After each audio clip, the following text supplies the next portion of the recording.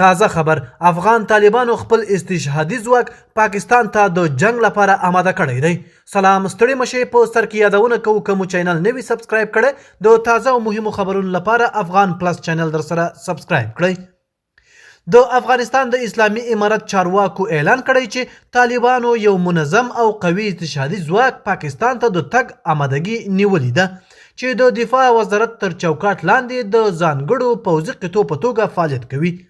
د طالبانو د ویان له قوله دغه استشهادي ځواک د ځانګړو ماموریتونو لپاره روزل شوی او همدا یې ښه وخت دی. طالبانو ویلي دا ځواک د جګړې د ځانګړو شرایطو لپاره چمتو ساتل کیږي او د مشخصو پوځي اهدافو پر ضد کارول کیږي. استشهادي ځواک هغه جنګیالیو ته ویل کیږي چې د ځانمرګو بریدونو لپاره ځانګړې روزنه ترلاسه کړي.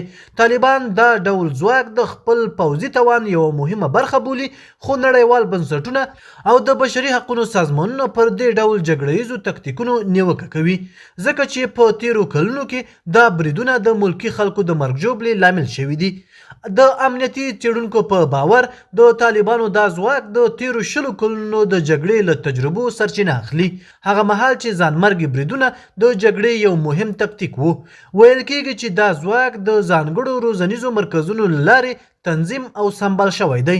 نړیواله ټولنه د داسې ځواکونو د شتون په اړه اندېښنه ښيي او له طالبانو غواړي چې د نړیوالو بشري قوانینو درناوی وکړي، خو طالبان ټینګار کوي چې د دوی امنیتي پالیسي داخلي موضوع ده او د هیواد د دفاع لپاره طرح شوې ده. افغانستان دا مهال له حساسو امنیتي حالاتو سره مخ دی او د طالبانو لخوا د قوي استشهادي ځواک جوړول د سیمې او نړۍ د څارونکو پام ځان ته اړولی دی. د نن ورځې خبر تر همدې ځایه و. د نورو تازه او مهمو خبرونو لپاره افغان پلس چینل در سره سبسکرایب کړئ او خپل نظریات مو را سره په کومنټ کې شریک کړئ. تر بیا ښه وخت.